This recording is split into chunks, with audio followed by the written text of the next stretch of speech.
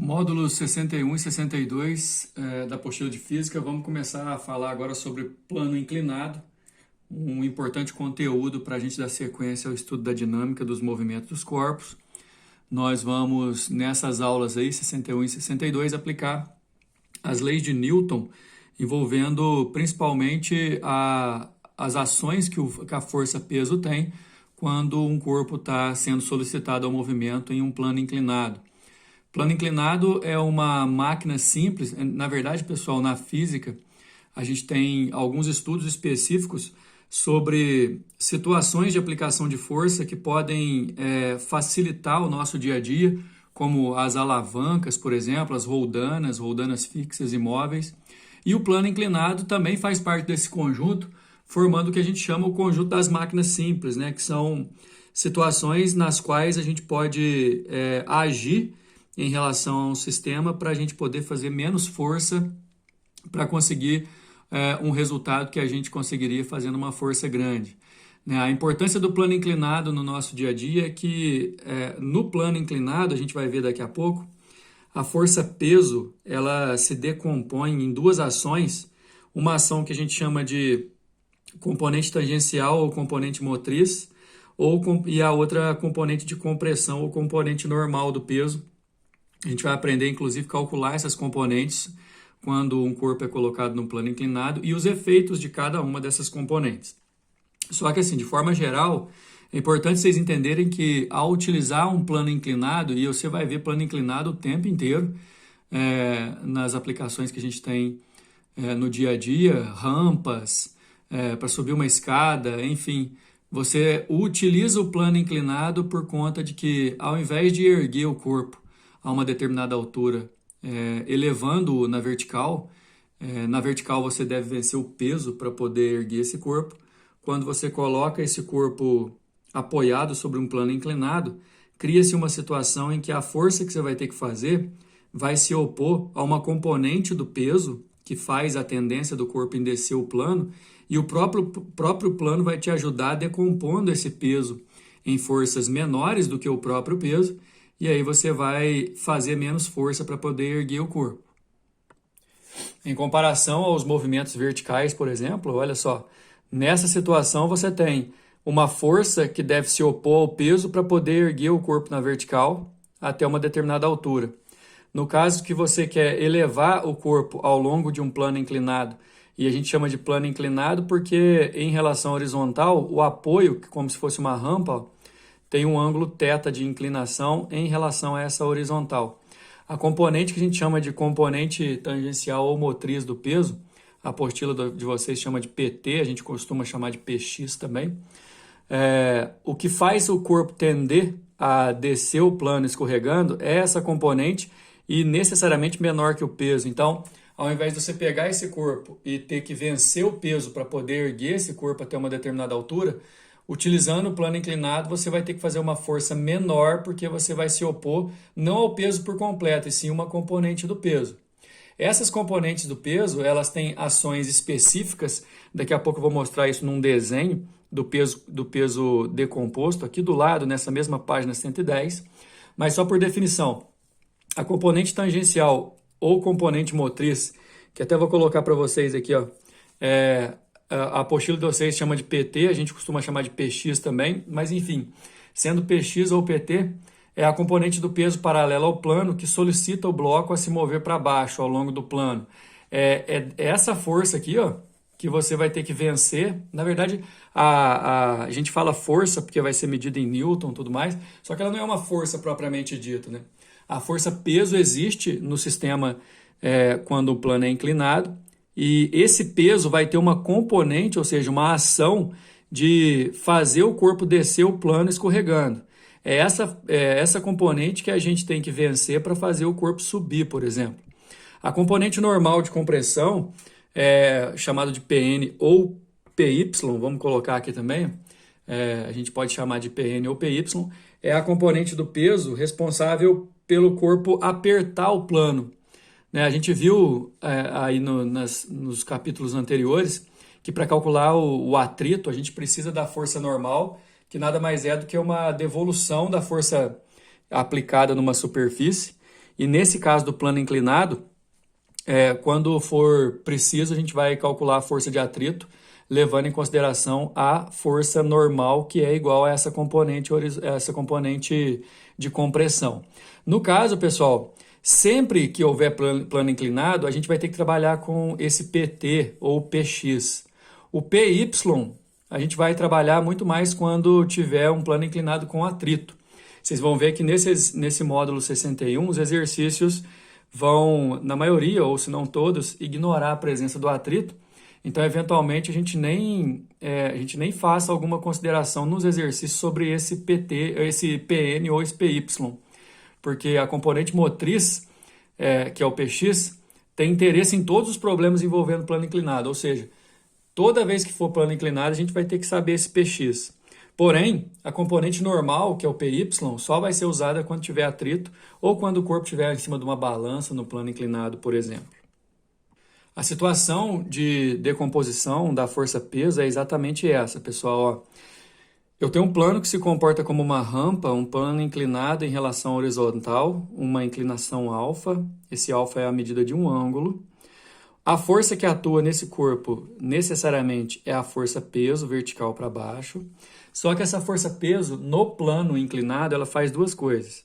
Existe uma componente que faz o corpo apertar o plano, que é chamada de componente normal, ou PN, ou a gente pode chamar de PY. E existe a componente do peso, que é responsável por fazer o corpo descer, que a gente chama de componente tangencial ou PT, mas a gente pode chamar de PX também.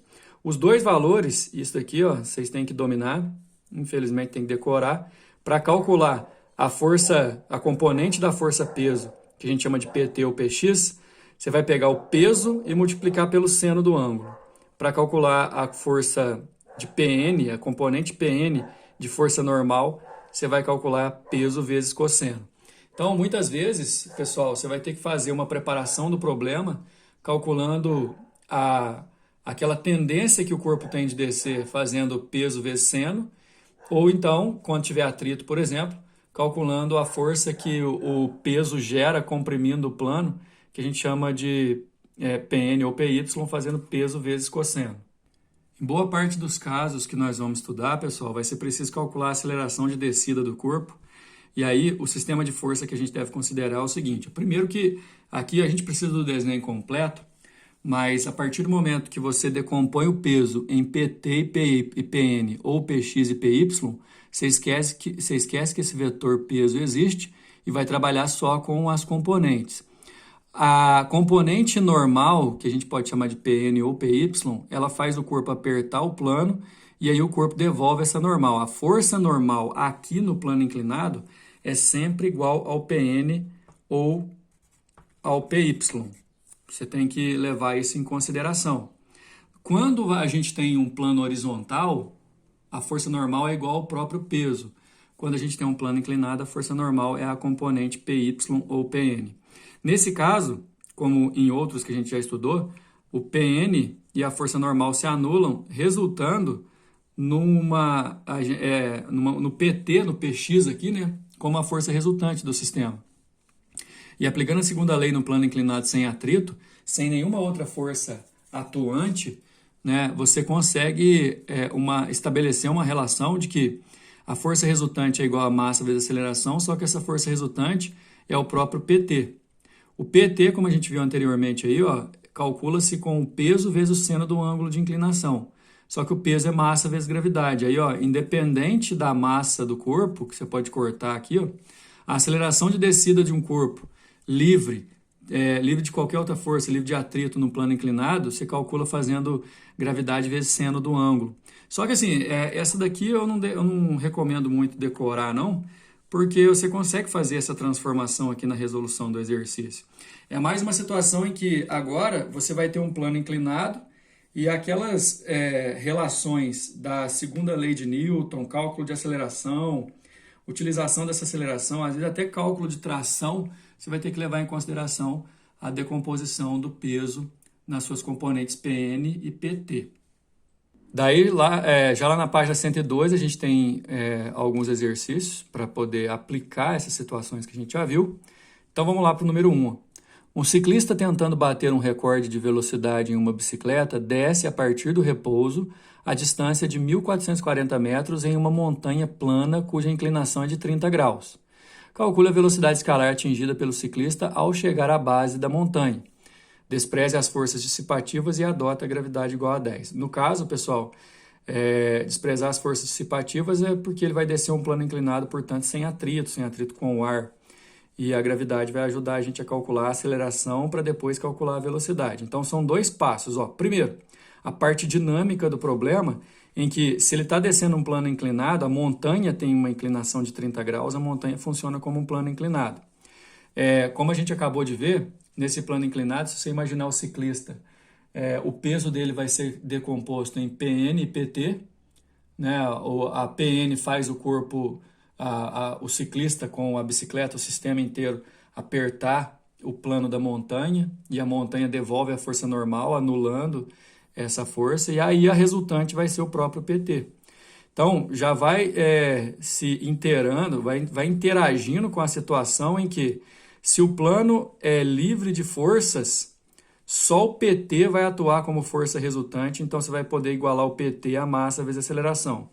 Só que o PT é peso, massa vezes gravidade, vezes o seno do ângulo de inclinação. Aí, como eu fiz aí anteriormente, você pode calcular a massa provando, por exemplo, que é independente da massa do ciclista. E aí, você já podia ter ido direto, se você dominasse essa parte. Como o plano é livre de forças dissipativas, a aceleração é a gravidade vezes seno.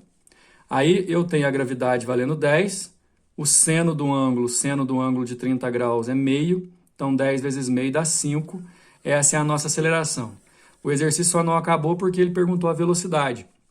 E aí a gente usa a equação de Torricelli, porque eu sei que ele parte do repouso, percorre uma distância de 1.440 metros.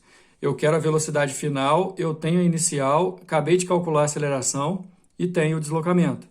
Então, 0 ao quadrado é 0, 2 vezes a aceleração vezes 1.440, dá 14.400 e a raiz quadrada disso é 120 metros por segundo, a resposta da letra B. Nesse exercício número 1 que a gente acabou de fazer, o corpo é animado pela força PT, né, pela componente PT do peso. E agora, pelo desenho aqui, você já pode ver que o caminhão está subindo e o próprio PT vai ser contra esse movimento. Olha só.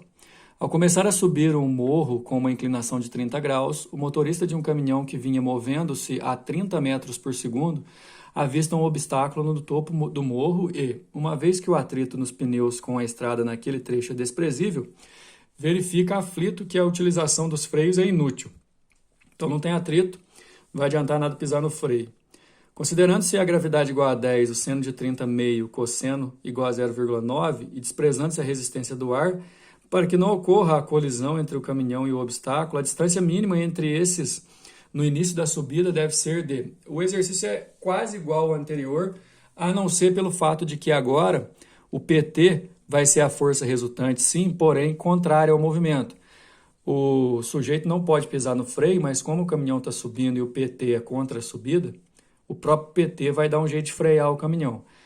O PT é a única força que sobra, porque se você considerar aqui o PN do caminhão e a força normal e o PN vão se anular, e a força resultante é o próprio PT, como a gente já fez no exercício anterior.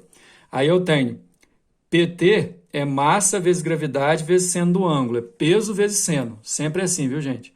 PT ou PX é peso vezes seno. Só que o PT, como sendo a própria força resultante, é massa vezes aceleração também, você pode igualar as situações. Massa vezes aceleração é igual ao peso, que é massa vezes gravidade vezes seno do ângulo. A gente chegou mais uma vez naquela situação que eu falei para vocês que vocês não precisam decorar. Em casos que a componente PT do peso é a própria força resultante, a aceleração vai ser gravidade vezes seno do ângulo, que no nosso caso, seno do ângulo ele deu aqui é 30. Gravidade 10, seno, o ângulo 30, seno de 30 é meio, 10 vezes meio, aceleração deu 5, igual no exercício número 1. Só que lá, a aceleração de 5 era a favor da descida, agora aqui é contra a subida. Na hora da gente aplicar a relação, eu vou ter que usar essa aceleração negativa, olha aqui. E aí eu quero saber qual que é a distância que ele tem até parar lá no obstáculo. Se ele para lá no final, a velocidade final é 0, A velocidade inicial, quando ele viu o perigo lá, ele estava a 30 metros por segundo. 2 vezes a aceleração, que a gente achou 5, só que é contra o movimento, é menos 5. Aqui vai dar menos 10D. Passa para o outro lado, dá 10D igual a 900. Passa dividindo, D igual a 90 metros. Então, a nossa resposta é a letra B. Vamos lá, número 3. Um deficiente está sendo empurrado em uma cadeira de rodas e deve atingir um nível superior a uma altura H acima do solo horizontal. A situação é essa. Sem o uso de uma rampa inclinada, a pessoa que conduz o cadeirante deveria exercer uma força vertical para cima com a intensidade ligeiramente maior que o peso total do sistema formado pela cadeira com o deficiente. Contudo, se houver uma rampa inclinada θ, ligando ao nível mais elevado, a força a ser aplicada paralela à rampa deve ter intensidade ligeiramente maior que a componente do peso paralelo à rampa, que é o peso seno. Aqui, pessoal, nessa leitura, você enxerga mais ou menos assim aquilo que a gente estava falando no começo da aula, que é a vantagem de usar um plano inclinado. Se fosse para erguer esse corpo de baixo para cima na vertical, você teria que fazer uma força maior que o peso. Aqui não, você tem que fazer uma força maior que a componente do peso.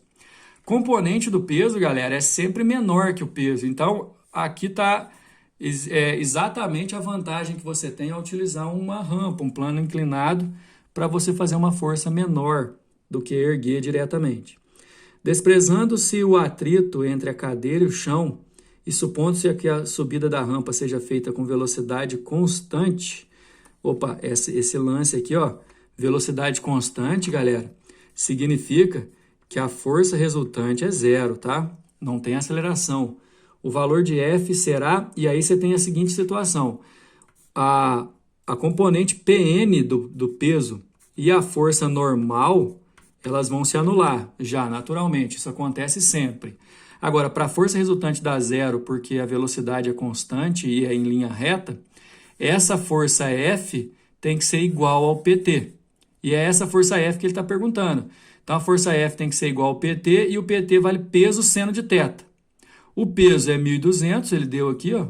O ângulo é 30 e o seno de 30 é meio.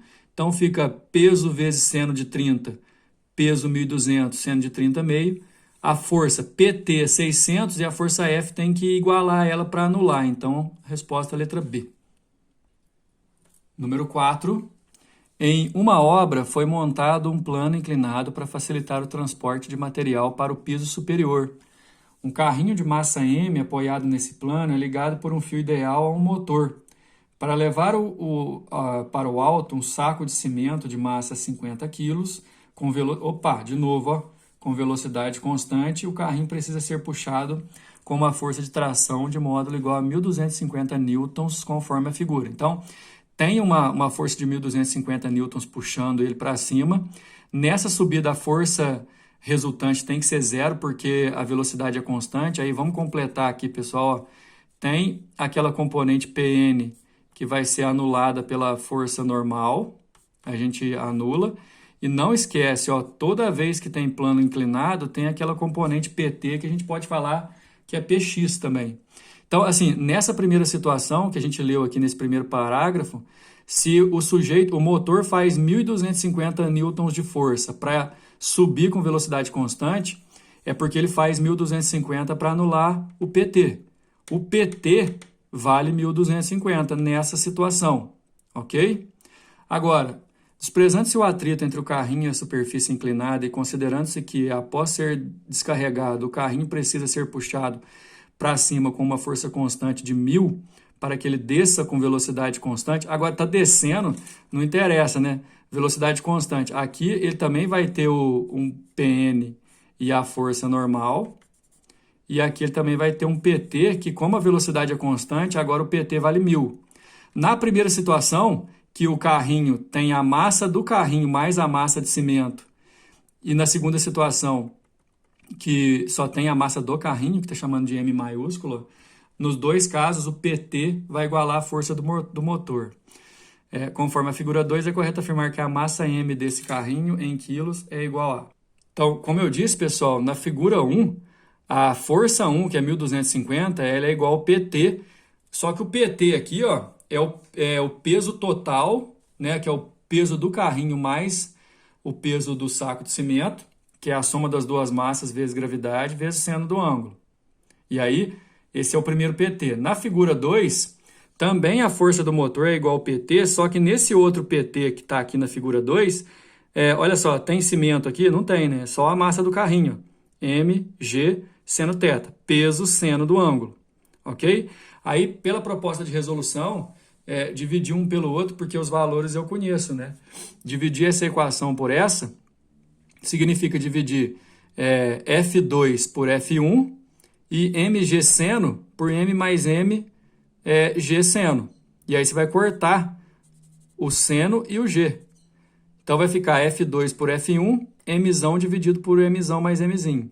E aí F2, que é a força na segunda situação, 1.000. F1, força na primeira situação, 1.250. Massa maiúscula, eu não sei, que é a massa do carrinho, mais 50, que é a massa do nosso cimento ali. Aí, se você simplificar essa parte aqui, ó, por 250, fica 4 sobre 5, multiplicando cruzado, 4m mais 200 é igual a 5m, passa subtraindo a massa do carrinho sozinho, 200 quilos. No próximo módulo, módulo 62, a gente vai fazer mais exercícios para aplicação dessas relações do plano inclinado, beleza? Até a próxima.